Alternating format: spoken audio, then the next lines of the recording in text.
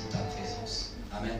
Donc nous voici à cette deuxième journée de prière. Amen. C'est 21 jours que nous consacrons à la prière et à des rations alimentaires un peu spécifiques. Donc, même au début de cette semaine, notre sœur nous rappellera quand même le régime pour cette semaine qui se lève. Il y a un régime pour cette semaine qui se lève. Amen. Et pour chaque semaine, il y aura un régime différent, un régime alimentaire, je veux dire. Amen. Donc c'est important de se consacrer dans la prière. Donc durant tous ces 21 jours, c'est pour faire tout type de prière. Dis avec moi, tout type de prière. Mais c'est pour que quelqu'un reste concentré. C'est pour que nous puissions rester concentrés et ne pas être distraits. Jeûner permet d'être concentré. Amen. Prier permet d'être concentré spirituellement parlant. Pour se concentrer spirituellement, il faut prier. Il faut jeûner. Pour se concentrer. Quelqu'un me comprend? Est-ce que quelqu'un me comprend? Donc, durant ces 21 jours, ce n'est pas un jeûne classique. Il y aura c'est juste un régime qui change. Quelqu'un me comprend? Donc ça fait que ça facilite à tout le monde de pouvoir le faire.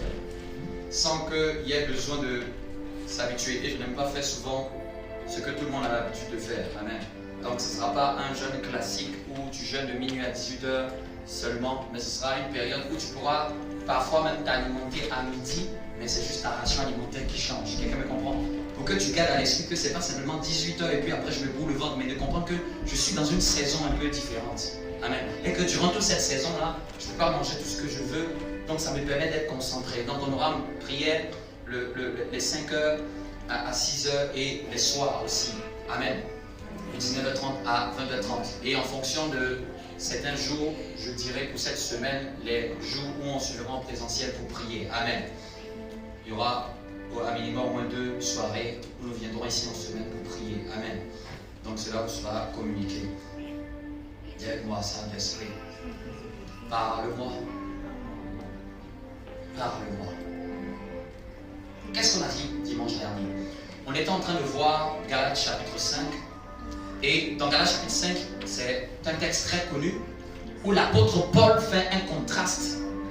Il fait une différence entre ceux qui se laissent conduire par le Saint-Esprit et ceux qui se laissent conduire par la chair. Amen. Dis avec moi, c'est soit l'esprit, c'est soit la chair. Et pour nous aider à comprendre ce que c'est la chair et ce que c'est l'œuvre du Saint-Esprit, il a commencé à citer à partir du verset 19. Or, les œuvres de la chair sont manifestes. On va le lire parce que ça va rafraîchir un peu la mémoire. Hein? Amen. On va le lire à partir du verset 16. Galates chapitre 5, à partir du verset 16. On va faire cette longue lecture, mais ça va être le soubassement de tout ce qu'on va dire. Amen.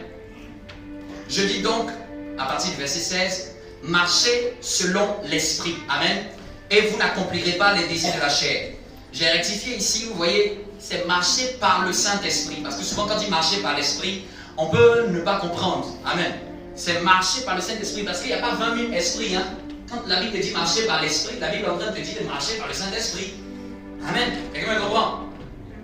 Marchez par l'esprit, marchez par le Saint-Esprit, et vous n'accomplirez pas les désirs de la chair.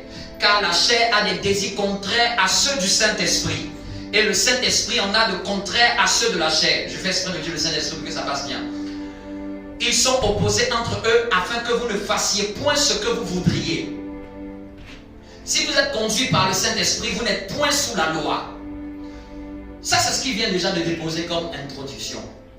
Et plus tard au verset 19, il va nous dire quels sont les produits de la chair et les produits du Saint-Esprit. Les œuvres de la chair et les œuvres du Saint-Esprit.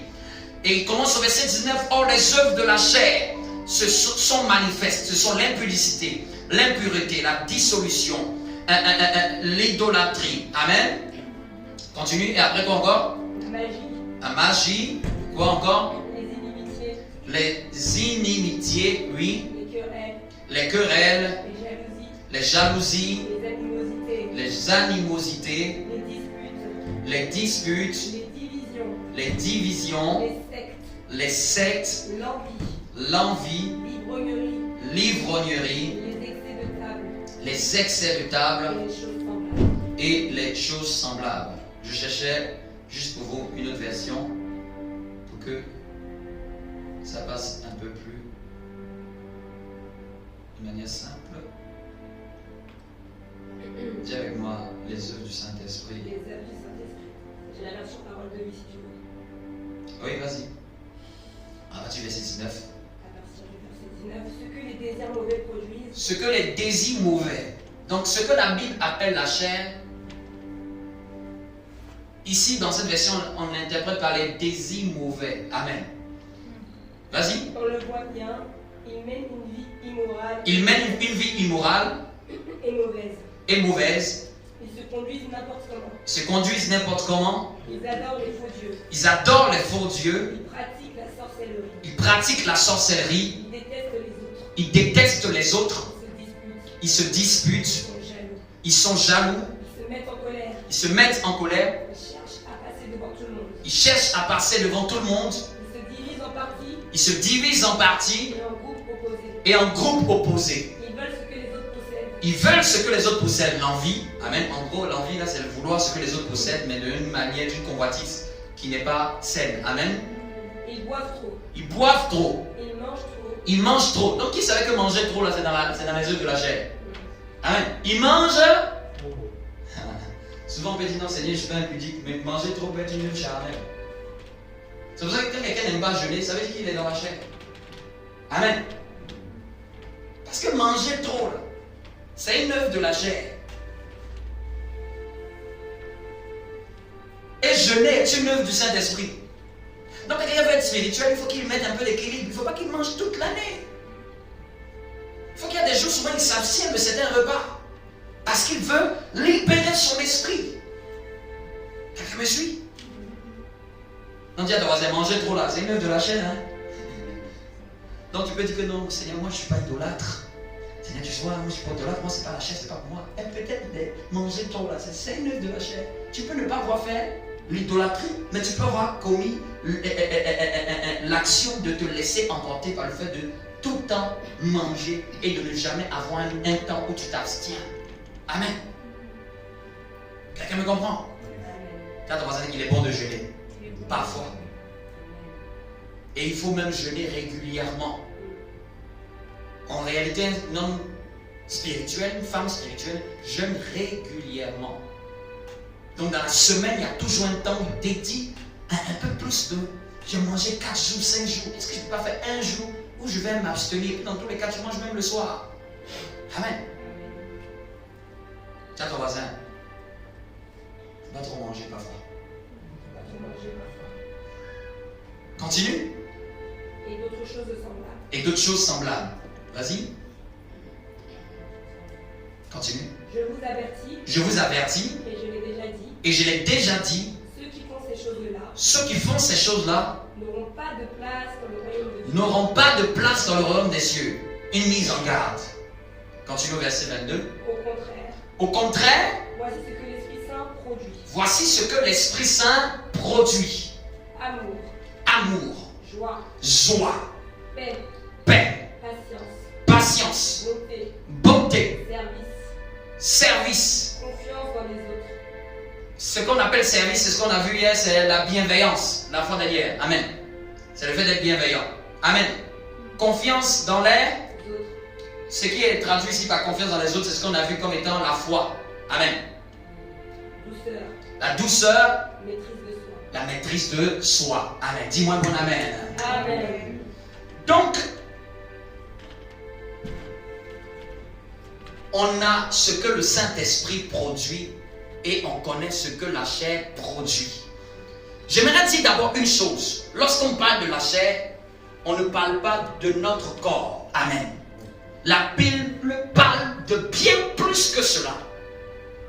On va prendre un autre texte. Éphésiens 3,16. Et quelqu'un va nous lire 2 Corinthiens. 2 Corinthiens. Voilà, chapitre 4. 2 Corinthiens chapitre 4, le verset 16. Éphésiens 3,16, 2 personnes, rapidement. Et 2 Corinthiens chapitre 4, le verset 16.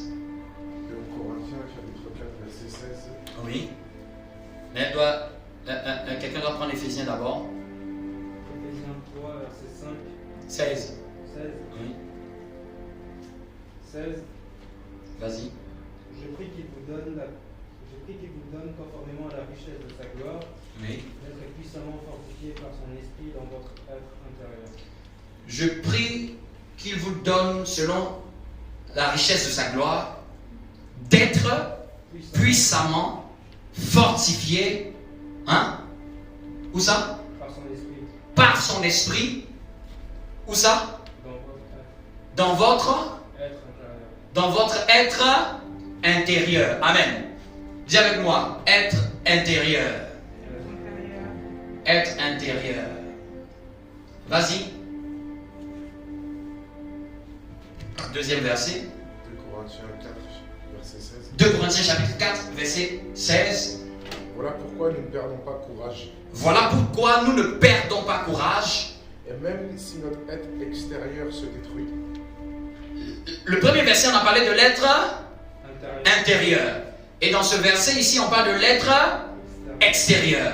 Donc il dit, voilà pourquoi ne perdons pas courage si notre être extérieur fait quoi? se détruit. Se détruit. Continue. Notre être intérieur se renouvelle de jour en jour. Notre être intérieur se renouvelle de jour en jour. Ici, il y a même ici un mystère par rapport aux jeunes. C'est une révélation qu'il vient de donner.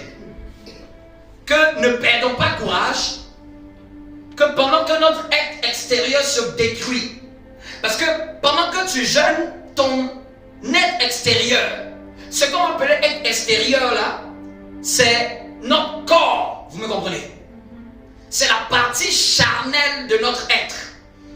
C'est la partie qui frappe plus à l'extérieur. C'est pour ça qu'il appelle être extérieur. Donc c'est la partie que tout le monde voit. Quelqu'un me comprend? C'est la partie qui est visible à l'extérieur. Donc il dit pendant que cette partie-là se détruit, il dit je vous assure que l'être qui est à l'intérieur, qu'est-ce qu'il fait? Il se renouvelle de jour en jour. Quelqu'un me comprend? L'être intérieur, c'est notre esprit. Amen. L'être intérieur, c'est notre esprit. Donc voici un secret du jeûne. Pendant que tu as faim dans ton corps, ton esprit se renouvelle de jour en jour. Ton esprit s'édifie de jour en jour. Ton esprit se remodèle, se rebâtit de jour en jour. Pendant que tu sens la douleur de la faim, pendant que tu sens l'absence de mets à ton corps, pendant que tu as l'impression que ton corps est en train de souffrir, il faut comprendre ce qui se passe à l'intérieur. C'est un renouveau qui est en train de se faire. C'est une bâtisse à l'intérieur que tu es en train de façonner. Pendant que tu sens même les odeurs et que tu te dis, mais bien aimé, c'est parce que vous n'avez pas souvent jeûné. Moi j'ai déjà jeûné et je demande, mais qui m'a envoyé dans cette affaire? Pourquoi l'affaire est dure comme ça? Amen. Ce sentiment-là, tu ne peux pas le savoir si tu n'as pas jeûné souvent. C'est un jeûne où souvent tu t'abstiens de nourriture pendant plusieurs jours. Tu sens que il n'y a rien qui humilie comme le jeûne. Tu sens que tu es brisé. Surtout pas le jeûne où on se promène pour parler là. Le jeûne où tu parles à personne pendant le jour là. Ça t'humilie. Parce qu'il n'y a pas quelqu'un qui tu as fait la causerie. C'est pour ça que vous voulez prendre de vrais jeûnes. Prenez un jeûne où vous ne parlez à personne durant ce jour-là. Surtout un jeûne un peu plus poussé. Un jeûne où ce jour-là vous êtes enfermé, vous ne parlez à personne. Durant vos jours de congé ou des jours où vous avez des week-ends prolongés. Vous pouvez souvent le faire. Pour ceux qui n'ont pas l'habitude, je vous donne cette idée. Essayez de faire ça au moins une fois dans l'année. d'avoir une habitude de dire que je vais prendre 3 jours et je vais m'enfermer et être dans le silence uniquement moi et Dieu. La seule personne à qui je cause, c'est un esprit. Ce n'est pas un être humain. Si tu n'es pas habitué à causer longtemps avec un esprit, c'est les humains qui vont te dominer. Donc je vous donne conseil pour les plus novices, de vous apprendre à faire ça au moins une fois dans l'année. Une manière, toi, de t'asseoir un peu, après avoir couru ça et là, métro, boulot, dodo, te dire à un moment là, ma Bible, mes enseignements, et je m'assois dans ma chambre, il faut que je cherche le Dieu de mon salut. Où en suis-je par rapport à ma vie? Et c'est un temps même où tu vas te questionner, où tu vas même redéfinir tes objectifs, redéfinir tes priorités, voir ce qui a marché, voir ce qui n'a pas marché. Parce que Dieu ne parle pas dans le bruit, Dieu parle dans le silence. Souvent même Dieu te parle, mais c'est le bruit de l'environnement extérieur qui empêche que tu écoutes Dieu. Sinon, ce n'est pas parce que Dieu n'a pas parlé, mais c'est parce qu'il y a trop de bruit dans ton homme extérieur. Ton homme extérieur est trop encore à l'aise, est trop sollicité par la télé, trop sollicité par tout ce qui est dans l'environnement extérieur. Et il y a certaines choses quand Dieu veut te dire, ou quand tu veux écouter Dieu, parce que le jeune ne fait pas parler plus Dieu, mais le jeune dispose l'être intérieur à mieux affiner son écoute de Dieu qui parle depuis. Quand il y a un bruit dans un environnement, souvent les gens, pour pouvoir mieux écouter ce qui veut se faire dans leur téléphone, leur musique, vont porter un casque à leurs oreilles. Et souvent il y a des casques même anti-bruit. C'est-à-dire, je vais couper le bruit extérieur pour que je entende bien peut-être la messagerie vocale qui m'a été donnée, pour que j'entende bien l'appel qui est en train de se faire. Donc, parce que si tu décroches l'appel avec le bruit, tu vas dire à celui qui te parle, je ne t'entends pas bien. Il y a trop de bruit à mon niveau, trop de bruit. Et c'est comme ça, Dieu nous passe des coups de fil. Il appelle notre être intérieur. Mais notre être intérieur est trop souvent embrouillé par l'environnement de l'être extérieur. Et c'est pour ça que je dis qu'un chrétien qui veut développer sa relation avec Dieu doit apprendre à jeûner régulièrement. Parce que ça permet à son être intérieur de se disposer continuellement. Dieu est un esprit. Et il faut que celui qui l'adore en esprit. Quelqu'un me comprend? Est-ce que quelqu'un me suit? Quelqu'un doit. Est-ce que quelqu'un me suit? Amen. Donc quand tu te trouves dans des périodes comme ça t'humilie.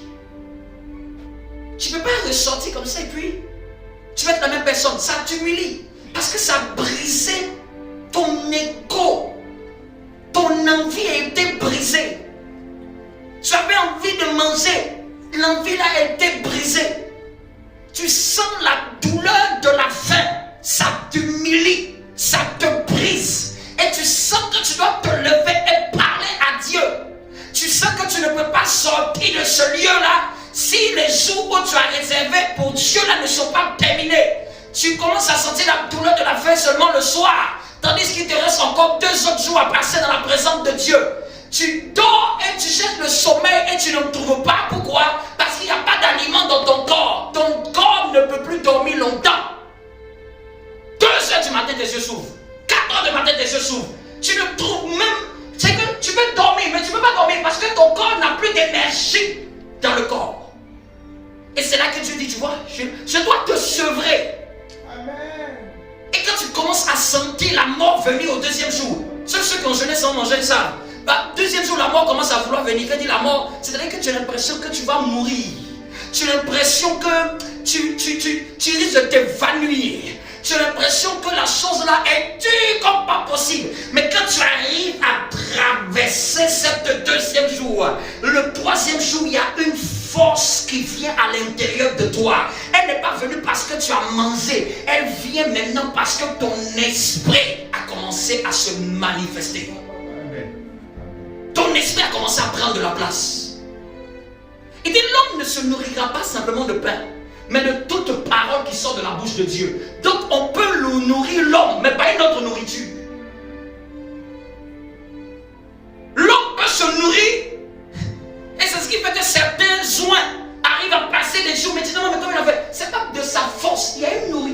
à manger dans l'esprit, qui fait qu'il tient. Quelqu'un qui veut briser sa chair, qu'il jeûne régulièrement. Ça humilie, ça brise. Parce que ça te contraint ta chair à ne pas faire ce qu'elle veut. Le plus grand obstacle aux choses que Dieu veut faire par nous, c'est nous-mêmes. Mais quel nous-mêmes? Notre être extérieur. Notre être extérieur qui est le jumelage du corps et de nos âmes. C'est-à-dire nos émotions, nos pensées, nos volontés. L'être extérieur composé de ça. Et cet être extérieur, c'est lui qui est notre pire ennemi. Dis à ton voisin, le pire ennemi c'est nous-mêmes. Mais dis à votre voisin, c'est ta chair. C'est l'homme extérieur qui est appelé même la chair. C'est la même chose. Mais maintenant quand tu es enfant de Dieu, ton esprit c'est l'homme intérieur. Amen. Ton esprit c'est l'homme intérieur. Qui a l'image du tabernacle dans l'esprit? Dans le tabernacle, il y avait 3 parties, n'est-ce pas? La présence de Dieu se trouvait où ça? Dans le lieu très saint. Donc, quand Jésus est mort à la croix, il y a eu le voile qui séparait le lieu très saint qui a été déchiré. Qu'est-ce que cela veut dire spirituellement parlant? Dieu ne veut pas rester uniquement confiné à l'intérieur. Dieu est en train de dire, si le voile s'est déchiré, et le voile s'est déchiré à quel moment? Quand son corps est mort. Donc le voile c'est la chair. Le voile c'est la chair.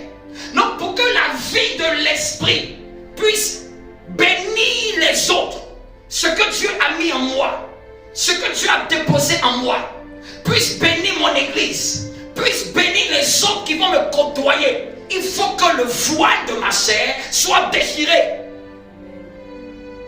Jésus a pu bénir le monde parce que le voile de sa chair a été déchiré. Sa chair à la croix a dû mourir pour que ce qu'il est dans son esprit puisse être communiqué à tous les êtres humains. Sinon, quelle était la différence entre Élie, Moïse et Jésus? Résurrection, Moïse, Élie en a fait. Résurrection, Jésus en a fait. Multiplier les pains, Élisée en a fait. Jésus en a fait. En quoi est-ce différent le ministère de Jésus? C'est ce qu'il a accompli uniquement en la croix. Aucun des prophètes n'est passé à la croix pour dire que je veux impacter les autres par ce que Dieu a mis en moi, en laissant ma chair mourir. Vous me comprenez? Non, le voile c'est la chair. Le voile c'est la chair. Donc la chair de Jésus a dû elle-même connaître la mort. Qui a envoyé Jésus à la croix? C'est qui? Le Père. C'est le Père. Dis à ton voisin, le Père qui a emmené ta chair brisée. Tu vas regarder tes 3 dernières années, tes 5 dernières années, depuis que tu es devenu chrétien. Tu vas dire que c'est celui-là, ou c'est ta famille, c'est tes frères et sœurs. Est-ce que tu peux voir la main de Dieu en train de commencer à travailler en toi? La plupart du temps, quand le Père est en train de travailler pour déchirer notre voile, on croit que c'est les autres. On se plaint, on murmure. On a l'impression que pourquoi ceci m'arrive? Si tu es enfant de Dieu et que tu m'écoutes, tout ce qui t'arrive, c'est la main de Dieu. Quand je dis tout ce qui t'arrive, je ne parle pas des œuvres de ténèbres. Je parle en termes de tes expériences, de tes épreuves, de ce que tu traverses, de ce que tu vis.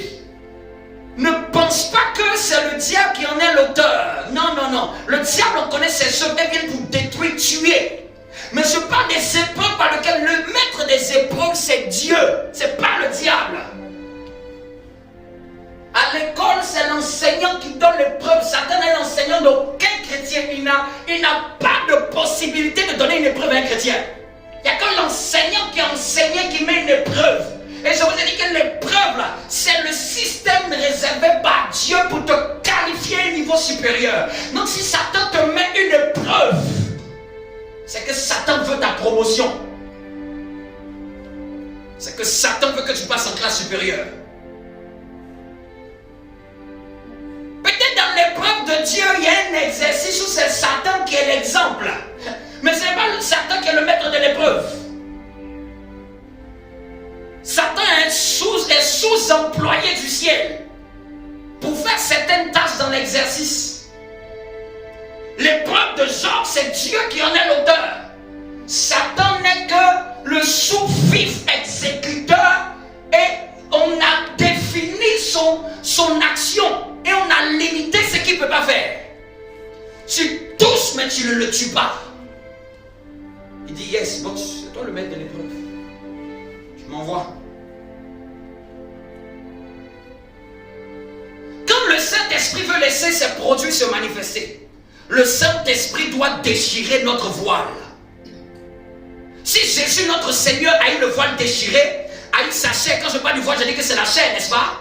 A eu sa chair déchirée et le voile du temps a été déchiré pour dire que maintenant la présence de Dieu pourra impacter le monde.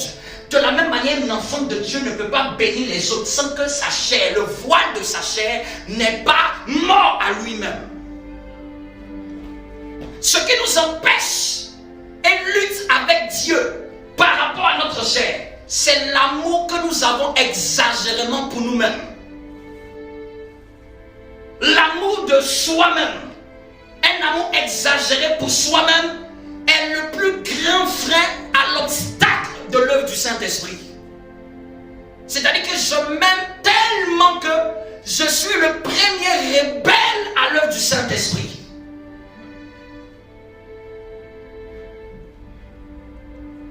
Dis avec moi, Saint-Esprit, aide-moi à ne pas m'aimer trop.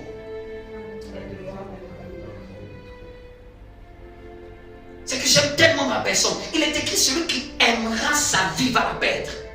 Dans le royaume des cieux, il y a une formule. Si tu aimes trop ta vie, Dieu dit que tu la perds. Mais si tu laisses cette vie, c'est que si tu la laisses, elle va vivre.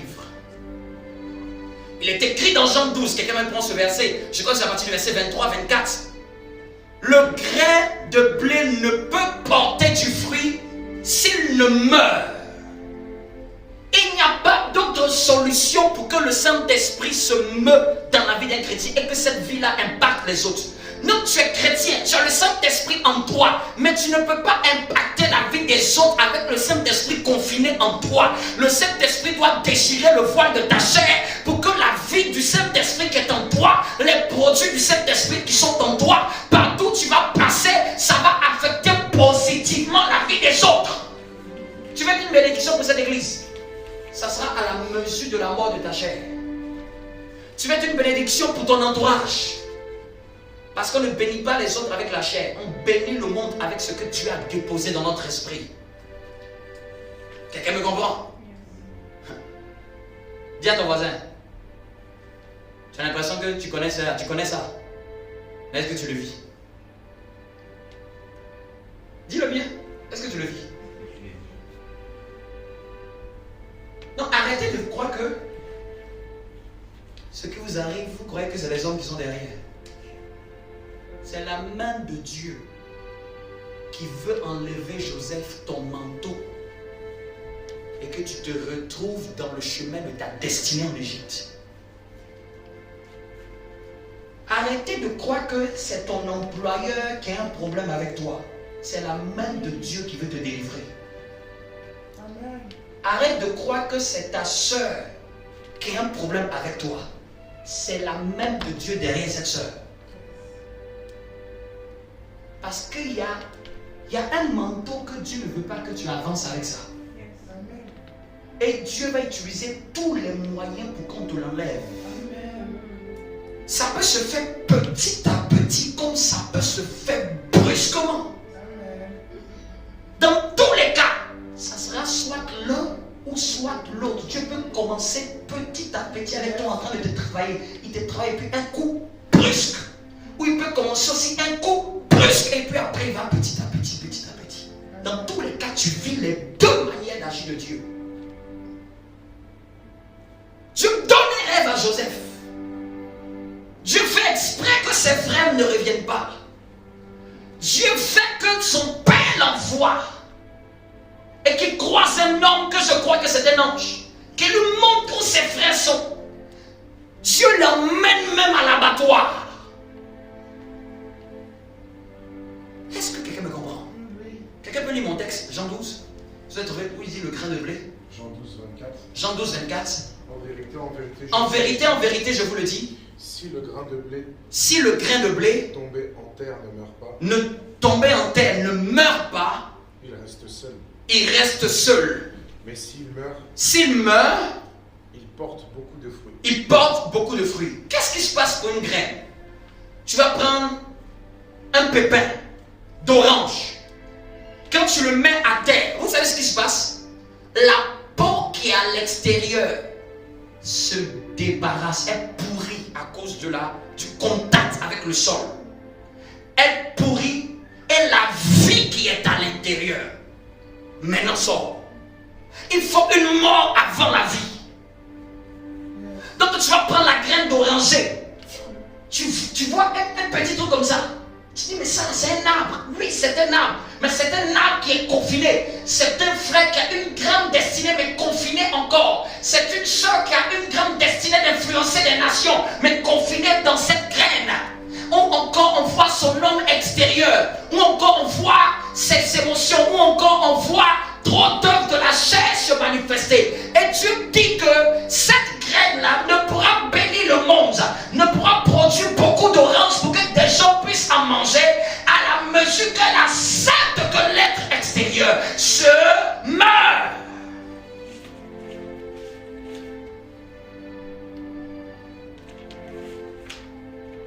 Personne dans la Bible n'a échappé à ce principe. Vous me prenez Abraham. Dieu l'a brisé par la patience. Depuis le verset chapitre 12, je t'emmènerai d'un pays que je te montrerai. Il arrive sur le territoire. Il est arrivé sur le territoire dans le même chapitre 12. Le territoire est habité par d'autres personnes. Je lui dis, assieds-toi ici et attends. De 75 ans, 25 ans pour être brisé par Dieu. En réalité, pour nous les chrétiens, ce n'est pas censé être long.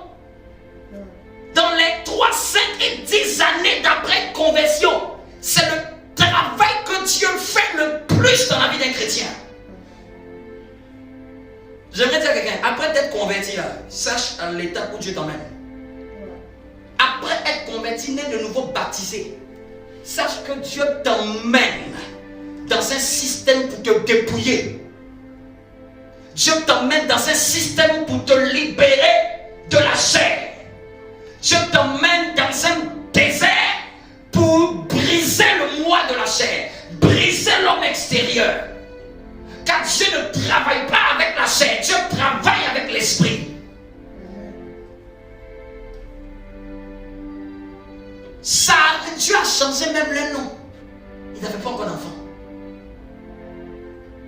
Prenez même, comment on appelle ça, Jacob. Son père le bénit. Béni par son père. Déjà même dans le sein maternel, c'est la lutte avec son frère. Béni par son père, par la ruse de sa mère.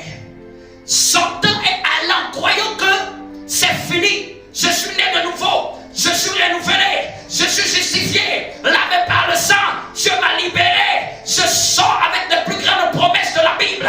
Mais il rentre dans une maison labanique et quelqu'un va lui montrer c'est quoi l'escroquerie qui venait de commencer. Il va aller chez un docteur agrégé en escroquerie. Il dit tu as eu la bénédiction pour l'escroquerie, non? On va te montrer ici que c'est nous les experts. Jacob, vous imaginez, Jacob travaille 7 ans pour payer la dot. C'est qu'en 7 ans, il n'a pas eu de salaire. Et après le mariage, on le trompe. Et on lui dit encore, il faut attendre 7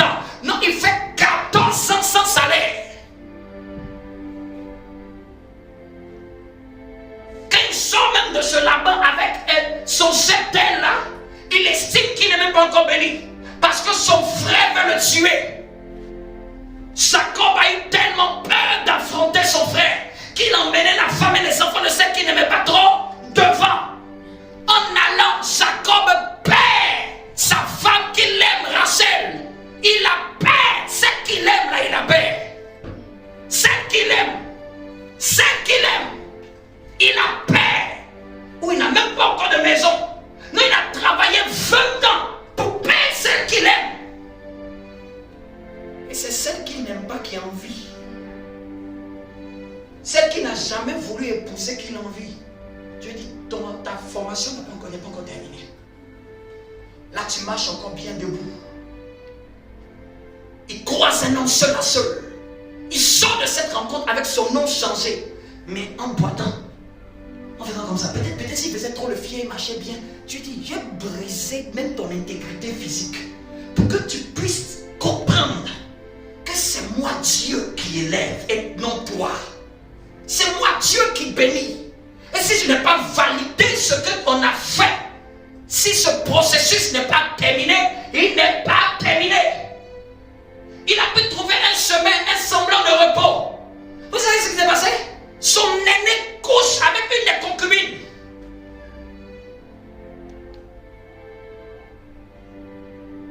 Celui qu'il aime, son fils qu'il aime, Joseph, est vendu et il le croit mort. Toute la vie de Jacob s'est demandé, mais c'est quoi ce chemin-là? Mais quand vous regardez Jacob au soir de sa vie, spirituel comme pas possible, Joseph lui en même Ephraim et Manassé, il les voit les deux, il croise les mains, il fait le symbole de la croix. Il était plus prophétique même que les autres. Et Joseph lui dit, non papa, on ne met pas la même droite sur le plus petit. Il dit, laisse, j'ai déjà vu dans l'esprit que c'est le petit qui va grandir et qui va dominer le plus grand. Il n'a même pas besoin de prophétiser. Ses actes même étaient prophétiques. Pharaon est venu vers Jacob. Jacob a béni Pharaon. Si vous savez, vous voulez savoir pourquoi Pharaon était aussi puissant. Parce que quelqu'un que Dieu a élevé a béni Pharaon. Au soir de sa vie. Regardez les bénédictions qu'il prophétise sur ses 12 fils. Jusqu'aujourd'hui, tu vas prendre toutes les tribus d'Israël. Ils vivent la prophétie d'un homme qui a été spirituel. C'est qu'il récupère ses 12 fils. Il prophétise des choses que même lui-même n'a pas vues. Il dit, Judas, le sceptre ne quittera pas de toi. Il a prophétisé la royauté de Jésus venant de Judas. Mais c'est un homme que, quand il marchait comme ça, tu pouvais te moquer de lui. Mais rempli de l'esprit comme pas possible. Ayant compris la vie et n'a pas en voulu à Dieu. Ayant compris que c'était le chemin que Dieu est en train d'utiliser pour lui. Ayant compris que c'était le processus de sa maturité. Non, je n'ai pas parlé des chemins de Jacob par hasard, mais regardez sa fin était glorieuse. Jusqu'aujourd'hui, il y a une nation qui porte son nom. Jusqu'en 2023, une nation porte et revendique le nom que Dieu lui a donné dans la lutte avec Dieu. Cette nation ne porte pas le nom d'Abraham. Elle porte le nom de quelqu'un qui a connu le dépouillement. Que pourrais-je encore vous dire? Vous allez prendre David. David dont on parle. Tu sais la solitude que David a dû connaître. On doit venir bénir un prophète, un homme de Dieu arrive dans la maison. On dit où sont tous les enfants? Lui, on ne le considère même pas comme un enfant. On doit prophétiser pour qu'il puisse venir. On le oint roi, mais il n'est pas roi. On le oint roi, il fait tomber Goliath, mais il n'est pas roi. Il y a un roi qui est au-dessus, qui est Saül, qui veut à sa mort le tuer comme pas possible.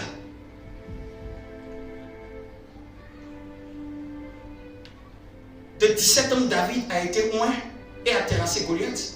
Il a fallu plus de 15 ans avant que David devienne roi d'Israël.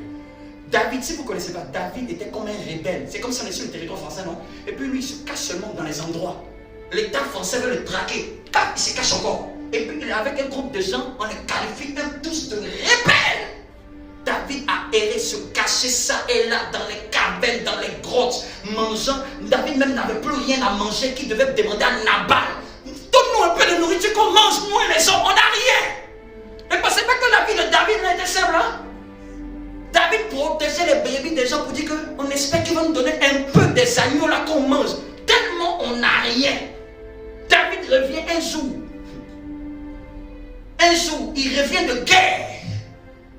Il voit que ni femme, ni enfant, ni bétail, tout a disparu. Les Philistins ont tout pris.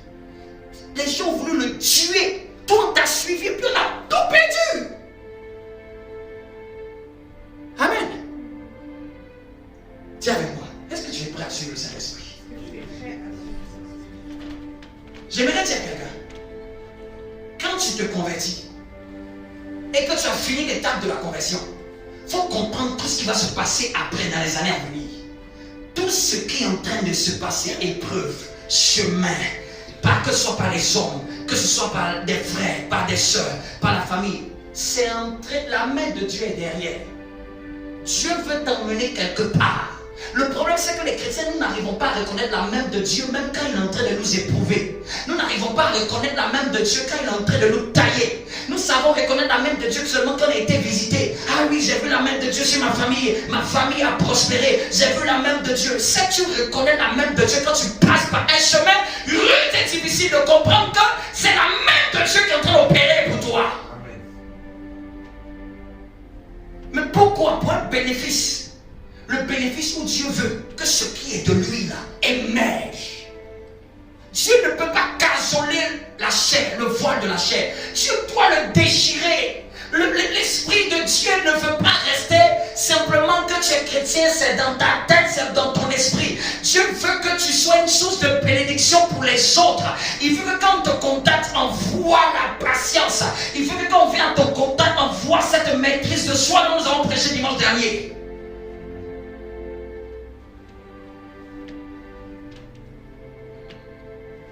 Dis à ton voisin, est-ce que tu peux voir la main de Dieu même dans les épreuves?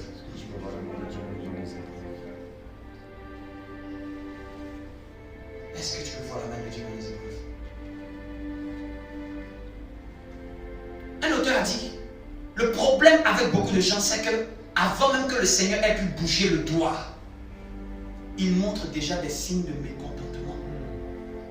Il dit, nous devons réaliser que toutes les expériences, difficultés et épreuves du Seigneur sont pour nous un plus grand bien. Amen.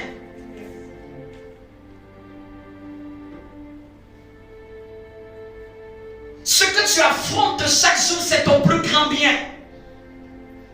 Le Seigneur a tout arrangé pour un but, de briser la chair, l'homme extérieur, de briser ce qui fait interférence à son esprit. C'est pour ça que à la croix, il n'a pas fait double mesure avec Jésus. Il n'a pas dit non. Vous vous êtes jamais demandé, mais est-ce que Jésus doit passer par là pour que son esprit vienne en nous là? Est-ce que c'est forcé? Est-ce qu'il doit mourir? Peut-être qu'il se blesse, le sang coule et puis son sang coule. Non, Dieu dit la mort. C'est pas genre les saignements, la mort. Il ne faut pas seulement te blesser et puis qu'on dit que son sang. Il aurait pu se blesser, se couper les veines et puis il verse un peu de sang puis disant voici le sang, un sang pur. Non, ce que Dieu veut, c'est la mort de la chair. La mort, c'est une bonne mort. C'est une bonne mort. Quand tu rencontres un chrétien qui a été travaillé par Dieu, tu peux voir, il est peut-être dur, la personne est ceci, cela, mais tu vas sentir qu'il y a quelque chose. Tu sens qu'il y a un dépôt de Dieu. Qu'est-ce qui fait ça? Parce que la personne, tu sens qu'elle est passée par un chemin. Quelqu'un qui n'est pas passé par un chemin de brisement, avec un autre chrétien, n'ont pas la même manière de faire face aux événements. Parce qu'à un certain moment, quand Dieu a travaillé en toi, je vais te dessiner quelque chose. Juste rapidement. Tu vois, ce qui est là, ce qui est de l'être intérieur, ça doit se frayer un chemin. Dans le temple, on ne pouvait pas passer. On ne pouvait pas passer pour aller dans le lieu très saint. Et Dieu dit donc, comme vous ne pouvez pas passer, c'est parce qu'il y a le voile de la chair. Le voile de la chair doit se briser pour que finalement, il ait un chemin du parvis jusqu'ici. Pour que finalement, toute la gloire de Dieu là puisse se déverser dans le monde, puisse se déverser dans l'église. Toute la gloire, tout ce que Dieu a mis en moi, la paix, l'amour, puisque quand on va maintenant se frotter à moi, on ne va pas simplement voir mon homme extérieur, mais on va voir les œuvres du Saint-Esprit. Parce que c'est ceux qui auront émergé, c'est eux qui auront pris plus de place. La personne aura toujours un corps, mais on va contacter plus les œuvres du Saint-Esprit au travers de lui. Donc ce n'est pas simplement le voile a été déchiré, le voile a été déchiré prophétiquement pour annoncer Dieu ne veut plus rester caché dans la vie de quelqu'un. Une fois où Dieu est seulement caché dans ta vie et que ce Dieu-là ne peut pas se déverser dans les autres, c'est une foi du n'importe quoi. Tu peux m'excuser pour cette mais ce n'est pas une foi véritable. Dieu a voulu que son esprit ne soit plus caché dans les hommes. Sinon, pourquoi a-t-il déchiré le voile? S'il décide, c'est que tout le monde puisse bénéficier. Et puisque le temple représente nous, l'apôtre Paul dit que nous sommes le véritable temple. Donc le temple dont Dieu veut déchirer le voile là, c'est moi. N'est-ce pas? Il dit, je suis le temple, nous sommes le temple du Saint-Esprit. Donc si le voile était déchiré dans le temple fait de main d'homme, et le temple fait de main de Dieu, dans lequel le Saint-Esprit a tabernaclé dans notre esprit. Donc Dieu doit aussi faire la même chose qu'il a fait sur le temple physique, fait de main d'homme. Il doit faire ça sur son temple à lui. Après, quand je rencontre ces vagues, je sens que je contacte la gloire de Dieu. Je sens que je contacte les produits du Saint-Esprit. Je sens que je sais qu'il a un corps, je sais qu'il a des émotions, mais ce qui se déverse sur moi, c'est plus la gloire de Dieu qui est à l'intérieur de lui.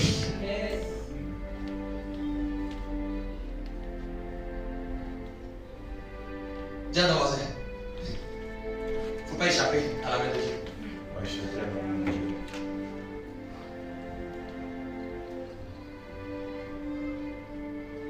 Je te donne ce dernier texte pour arriver à la fin. Je crois que c'est dans. Il y a plusieurs références. Il y a la même référence, je crois, dans Jean 12, le même chapitre. On parle de Marie qui avait le parfum. Au début. Je lis la parole, Jean 12, au verset 1er. La Bible dit que 6 jours avant la Pâque, Jésus arriva à Béthanie, où était Lazare qui l'avait ressuscité des morts. Là, on lui fit un souper. Marthe servait et Lazare était un de ceux qui se trouvaient à table avec lui. Marie ayant pris une livre d'un parfum de nard pur d'un grand prix. Dis avec moi, pur d'un grand prix. Oignit les pieds de Jésus et elle essuyait les pieds avec ses cheveux et la maison fut remplie de l'odeur du... Waouh! Je vais donner une autre référence de Marc. Ici, souvent, on peut ne pas comprendre. En Marc, je crois que c'est 14. Pour que tu comprennes quelque chose, si je ne me trompe. Et 14 à partir de verset 3. C'est la même histoire, mais Marc donne un détail que j'aime bien. Comme Jésus était à Béthanie, Marc 14 à partir du verset 3. Comme Jésus était à Béthanie, dans la maison de Simon le lépreux, une femme entra pendant qu'il se trouvait à table. Elle tenait un vase d'albâtre. Pour que tu comprennes qu'avant, les parfums, on les mettait dans des vases. Amen. Les parfums, on les mettait dans des vases. C'est pas des... Quand il vase, c'est des vases qui ont de la valeur. C'est de grands vases. Amen. Et le vase d'albâtre qui renfermait un parfum de nard. Et on précise toujours, pur et de grand prix. Et ayant rompu le vase, elle répandit le parfum sur la tête de Jésus. Waouh, dis avec moi, waouh. Dis avec moi encore, waouh. Le parfum a rempli toute la maison. Mais avant que le parfum, donc, le parfum, on n'a pas pu sentir l'odeur du parfum tant que le parfum était dans ce vase d'albâtre. On n'a pas pu savoir c'était du nard, un parfum de très grand prix qui était versé tant qu'il était encore confiné. Quelqu'un est en train de me suivre? Quelqu'un me suit? Tant qu'il était encore confiné dans l'élément charnel dans lequel il était. Tant qu'il était encore confiné dans ce vase fait de chair. La Bible dit que nous portons, l'apôtre Paul dit bien ça, nous portons ce trésor dans cette vase de terre. Dis avec moi, je porte un trésor. Nous portons, c'est notre corps qui transporte ce trésor. Ce trésor est dans notre homme intérieur, dans notre esprit. Est-ce que quelqu'un peut bénéficier de ton esprit? Dis-lui ça. Est-ce que quelqu'un peut bénéficier de ton esprit? Est-ce que quelqu'un peut sentir ton esprit? Est-ce que quelqu'un peut toucher ton esprit?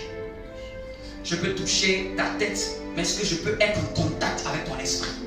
C'est-à-dire la matière qui fait de Dieu, Dieu qui est en toi. La matière qui fait de toi un Dieu sur terre. Est-ce que quelqu'un, quand quelqu'un entre en contact avec toi, est-ce qu'il peut bénéficier de cet esprit ou il bénéficie uniquement des œuvres de ta chair?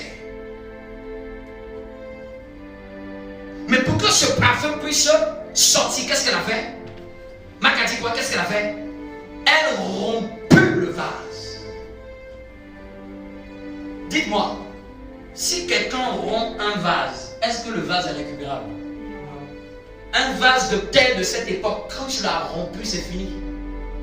C'est pas genre aujourd'hui on a des parfums, on appuie et puis ça sort. En ce temps-là, c'est-à-dire que tu veux utiliser le parfum là, c'est une fois. Elle dit, pas deux fois, pas trois fois, je romps le vase définitivement. La chair meurt définitivement. Le moi meurt définitivement. Ce que j'aime de moi meurt définitivement. Ce qui fait que j'étais encore aveuglé et que je ne voyais pas la gloire de Jésus. Elle a rompu tout ça à cause de qui? La personne qui était dans la maison. La personne qui était là était le sujet du fait qu'elle dit, je dois commencer à plus aimer celui qui est à la maison que l'argent du prix de ce vase. Lisez bien, ces jours-là, ça scandalisait les Juifs. Les Juifs disent, mais avec un parfum de très grand prix, on aurait pu vendre cet argent-là, ce parfum-là pour vendre et avoir de l'argent pour aider les pauvres. Mais Jésus est en train de dire, ah, laissez cette dame, vous pensez qu'elle a gaspillé de l'argent, mais elle vient de faire quelque chose qui est très important. Elle vient de montrer prophétiquement que personne ne peut libérer son esprit. Personne ne peut émerger avec Dieu s'il n'a pas rompu le moi d'abord. Si son homme extérieur ne s'est pas détruit. Si elle aimait trop ce parfum, elle aurait gardé. Et ce que nous sommes, nous aimons trop notre vie. Nous aimons trop notre personne. On appelle ça, parmi les choses qui retiennent l'œuvre de l'esprit dans nos vies, l'amour propre. L'amour propre de notre personne. Je m'aime tellement. Ah non, ça là, il ne peut pas jeûner. Attends, non, je vais me tuer. Tu t'aimes pour... Non, ça là, pardonner. Ce corps, il ne peut pas jeûner encore. Celui qui aime trop sa chair, il ne peut pas laisser l'esprit. Non, ce corps encore, il doit se mettre à genoux. Demain encore, il va briller. Si tu aimes trop le moi, nous aimons trop notre personne, nous allons freiner l'action du Saint-Esprit. Est-ce que quelqu'un me comprend?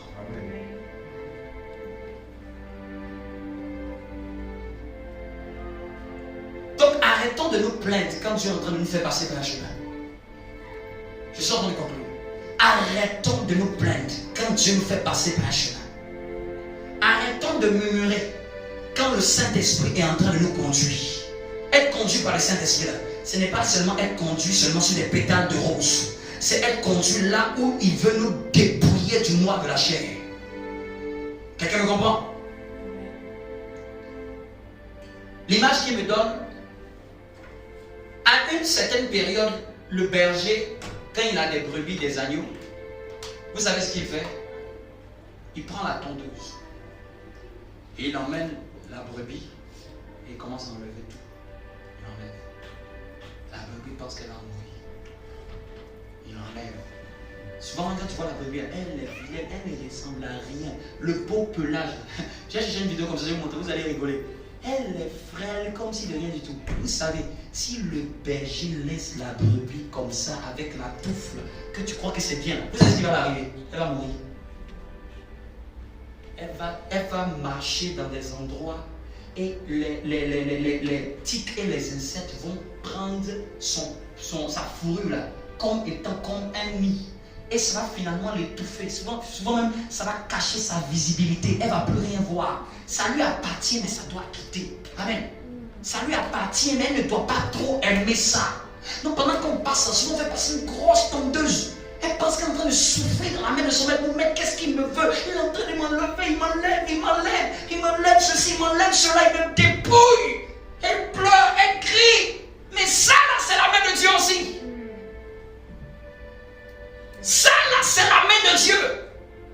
Mais parce que si Dieu la laisse comme ça, si le péché la laisse comme ça, elle ne va pas faire long feu.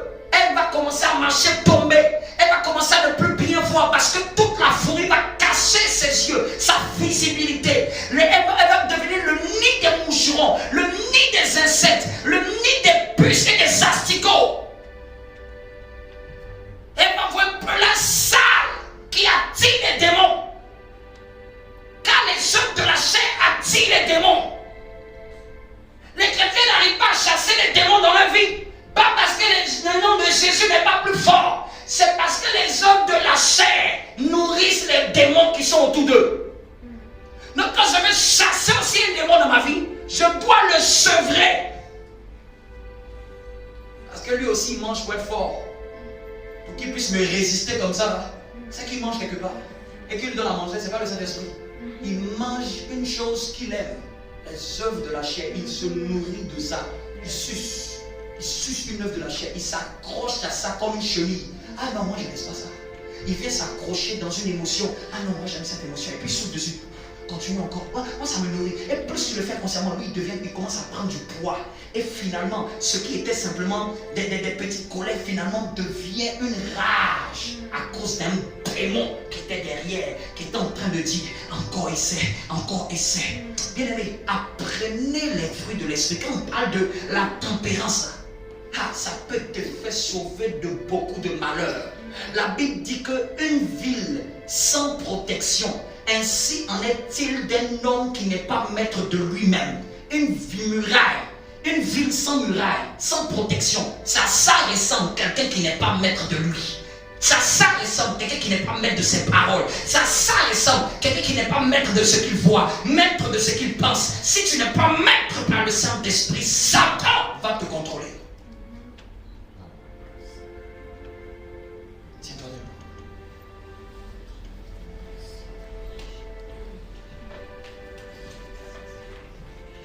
L'église n'a pas besoin de ta chair, l'église a besoin de ton esprit. Tes frères et sœurs n'ont pas besoin de ta chair. C'est la croix qui a besoin de notre chair. Dis à ton voisin, l'église n'a pas besoin de ta chair. Car l'affection de la chair, c'est la mort. Est-ce que tu peux prendre une position d'humilité? Donc durant ces 21 jours aussi, ça nous brise. Tu ne vas pas manger ce que tu veux. Ça te brise aussi, ça t'humilie. Mais laisse l'œuvre du Saint-Esprit se faire. Laisse le chemin que Dieu est en train de tracer pour toi. Même si tu ne le comprends pas, même si tu ne vois pas le bout du chemin, laisse le chemin que Dieu te donne. Celui qui suit le chemin du Saint-Esprit, il va atteindre toujours la gloire. Amen. Celui qui accepte le chemin de la croix, il va atteindre toujours la gloire de la résurrection. Celui qui se laisse conduire par le Saint-Esprit, le Jacob qui se laisse taper par l'ange, il va avoir un nom qui est changé. Le Jacob qui persévère, tandis que les pots de balance sont sur son chemin, ce Jacob-là va être prospère. Ce Jacob-là va être spirituel. Prie pour ton cœur. Tu peux te mettre à genoux si tu le désires. Et fais seulement cette prière. Je ne veux pas m'aimer trop. Je ne veux pas aimer cette chair. Je ne veux pas aimer cette chair. La chair, je ne t'aime pas. Je ne peux pas t'aimer. Tu dois aller à la croix. Chacun d'entre nous a un degré à laquelle il doit aller à la croix. Peut-être ça fait 5 ans que tu es converti. Peut-être ça fait 10 ans que tu es converti. Chacun n'a pas le même chemin de croix. Chacun ne connaît pas les mêmes douleurs de quand la main de Dieu est en train d'opérer. Ce qui peut te faire mal ou te contrarier à l'extérieur. Est-ce que tu peux voir que c'est la main de Dieu qui est en train d'enlever quelque chose en toi? Ce que tu vois toujours, ça se répète. Ça se répète. Pourquoi c'est contre moi? Pourquoi c'est toujours contre moi? Pourquoi c'est toujours contre moi? Est-ce que tu peux voir la main de Dieu? Prie, bien aimé, prie pendant que je prophétise. Est-ce que tu peux voir que c'est la main de Dieu? Pourquoi Pourquoi c'est toujours quelqu'un qui a quelque chose contre moi? Pourquoi c'est telle personne qui me parle et puis toujours les gens me parlent de cette manière? Peut-être c'est toi, la main de Dieu qui est en train d'opérer. C'est la main de Dieu qui est en train d'opérer. C'est la main de Dieu qui est en train d'opérer. Pourquoi ma famille toujours me catalogue comme ça? Pourquoi toujours? C'est la même famille. Peut-être personne ne m'aime. Arrête de te plaindre. C'est la main de Dieu qui va enlever quelque chose qui n'est pas bon. C'est toi que Dieu vise. Toi qui es scandalisé, c'est toi que Dieu vise. Toi qui es dérangé, c'est toi que Dieu vise. Toi qui es dans l'inconfort, c'est toi que Dieu vise. Toi dont le chemin n'est pas brillant, toi qui le chemin semble, ou même ceux qui sont dessus de toi semblent être durs, c'est toi que Dieu vise. Tes responsables semblent être durs, ton employé semble être dur. Au lieu de fuir comme Agar, va t'humilier sous sa main, a dit l'ange. Les gens fuient la dureté, les gens fuient quand quelque chose doit travailler en eux. Ne fuis pas la main de Dieu, sinon elle viendra encore dans un autre temps.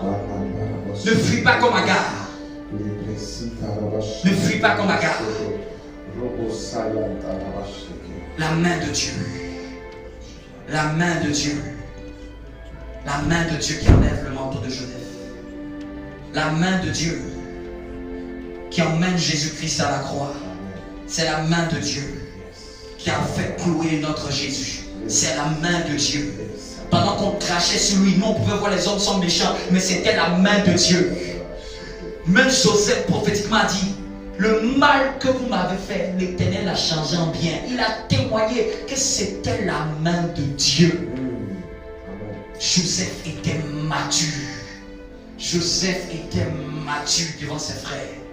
Le plus petit est devenu le plus grand, mais mature. Je ne sais combien de larmes Joseph a dû pleurer en prison. Papa m'a abandonné. Tout le monde m'a laissé. Joseph était seul avec son Dieu. Mais il a suivi le chemin. Il a suivi Potiphar. Il a suivi le chemin. Bien-aimé, prie pendant que je parle. Prie pendant que je parle. Prie pendant que je parle. Est-ce que tu peux voir la main de Dieu au travers de ton mari qui est en train de te changer? Est-ce que tu peux voir la main de Dieu au travers de ta femme qui est en train de te changer? Est-ce que tu peux voir la main de Dieu au travers de ta soeur qui est en train de te changer? Est-ce que tu peux voir la main de Dieu au travers de ta mère qui est en train de te changer? Est-ce que tu peux voir la main de Dieu qui est en train de faire tomber un orgueil, qui est en train de faire tomber une œuvre de la chair, qui est en train de faire petit à petit, en train de te libérer des chaînes de l'homme extérieur? Est-ce que tu peux voir les programmes de l'église comme étant la main de Dieu pour changer les défauts qui sont en toi? Est-ce que tu peux voir la rigueur de ton pasteur comme étant la main de Dieu pour t'emmener à devenir une femme meilleure, un homme meilleur? Est-ce que tu peux voir la rigueur de ton employeur devenir une opportunité pour toi de faire un meilleur employé demain?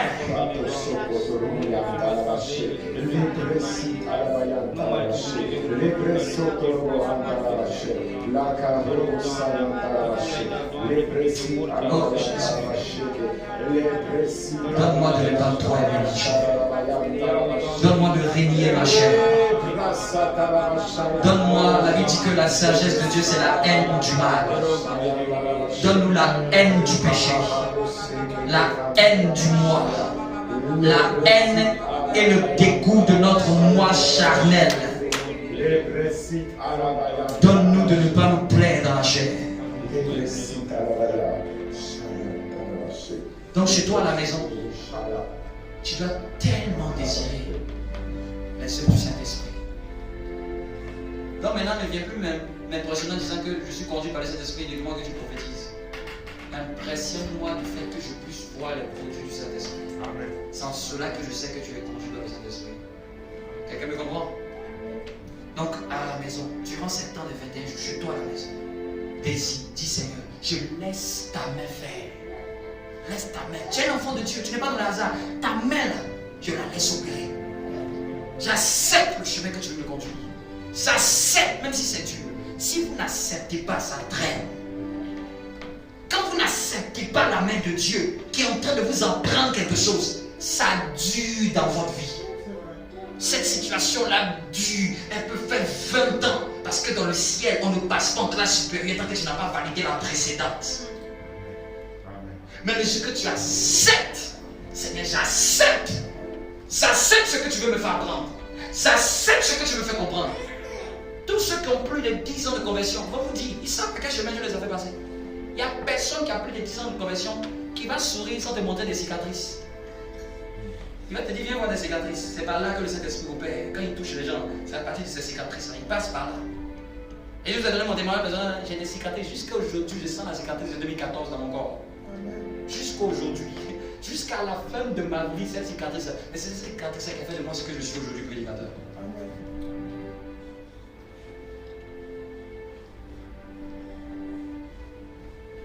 Dieu t'isolé et fait que personne ne te comprend. C'est toi-même qui comprends. Personne. Tu as besoin, personne ne te comprend. Que c'est toi-même. C'est les autres qui sont fous. Mais c'est toi, Dieu veut laisser une cicatrice. Afin que quand tu marches là, demain tu vas marcher avec humilité. Demain tu vas répondre avec humilité. Demain les gens vont acclamer Dieu. Et quand ils vont acclamer, tu ne vas pas t'enorgueillir. Ils ne sauront pas par quoi tu passais. Ils ne sauront pas par quel chemin tu passais. Ils vont dire, mais avec tout ça, tu ne t'orgueilles pas. Tu as dit, je ne peux même pas essayer. Je ne peux pas. Quand vous voyez que Dieu élève un homme de Dieu, vous voyez que, vous dites que, mais comment il arrive à être humble? Demandez-lui par quoi il est passé. Demandez-lui, il va vous montrer tous les sacrifices, toutes les traces sur son dos. Acclame Dieu pour sa parole. C'est le chemin de la croissance, acclame Dieu.